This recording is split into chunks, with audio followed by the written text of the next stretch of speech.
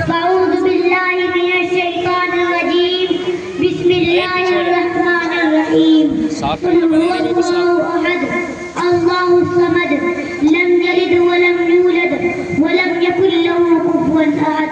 محترم بزرگوں اور بھائیوں، السلام علیکم ورحمۃ اللہ وبرکاتہ.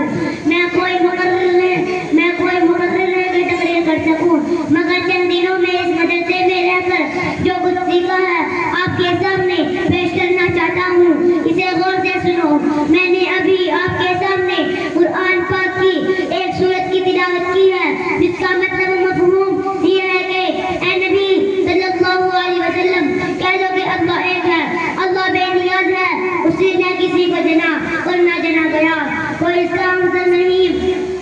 محترم بزرگوں اور دوستوں، جب ہم کسی مشین کو دیکھتے ہیں تو کہتے ہیں کہ اس کو کسی انسان نے بنایا ہے، یہ اپنے آپ نہیں بن گئی، حالانکہ بنانے والا ہم نے نہیں دیکھا.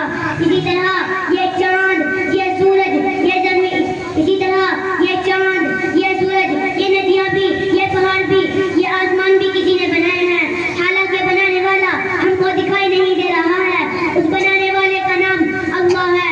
کسی اسکول میں تو پرنسپل ہو تو اسکول کا نظام نہیں چل سکتا، پہلا کچھ حکم دے گا، دوسرا اس کے خلاف کچھ اور حکم دے گا. اسی طرح کسی گاؤں میں تو پردھان ہو تو گاؤں کا نظام نہیں چل پائے گا.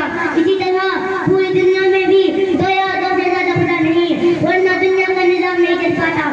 چاند، سورج، زمین، آسمان بھی یہ اپنے اپنے کاموں کو پابندی سے کر رہے ہیں. اس سے پتہ چل رہا ہے ان سب کا مالک ایک ہی ہے اور وہ رب العزت ہے. اس لیے ہم مسلمان صرف اللہ کو مانتے ہیں. ہم لا الہ الا اللہ محمد رسول اللہ پر ایمان رکھتے ہیں. اللہ کے سوا کوئی معبود نہیں ہے، یعنی نفع اور حضرت محمد صلی اللہ علیہ وسلم اللہ کے رسول ہیں، یعنی نفع نقصان پہنچانے والی اور کاموں کو بنانے اور بگاڑنے والی ذات صرف اللہ کی ہے. کسی بھی انسان یا دوسرے کے اس میں کوئی داخل نہیں ہے. دیکھنے میں تو ایسا لگ رہا ہے دنیا کے لوگ نفع نقصان پہنچا رہے ہیں، دولت سے نفع ہو رہا ہے، غریبی سے نقصان ہو رہا ہے، لیکن حقیقت میں ایسا نہیں ہے، بلکہ سب نفع اور کاموں بنانے اور بگاڑنے والے صرف اللہ کی طرف سے ہو رہا ہے. ایک چوٹی نے کاغذ پر قلم چلتے ہوئے دیکھا. چوٹی نے کہا قلم تو لکھ رہا ہے، جبکہ لکھنے کا کام تو آدمی کر رہا تھا. چوٹی کو آدمی نظر نہیں آیا. اسی طرح ہم دنیا کے لوگوں اور دنیا کی چیزوں اور کاموں بنانے اور بگاڑنے والی ذات صرف اللہ کی ہے، صرف اللہ کی ہے.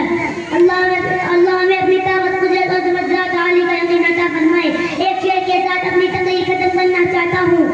کسی کو گھر ملا تو کسی کے حصے میں دولت آئی، کسی کو گھر ملا تو کسی کے حصے میں دولت آئی. میں اپنی ماں کا لاڈلا تھا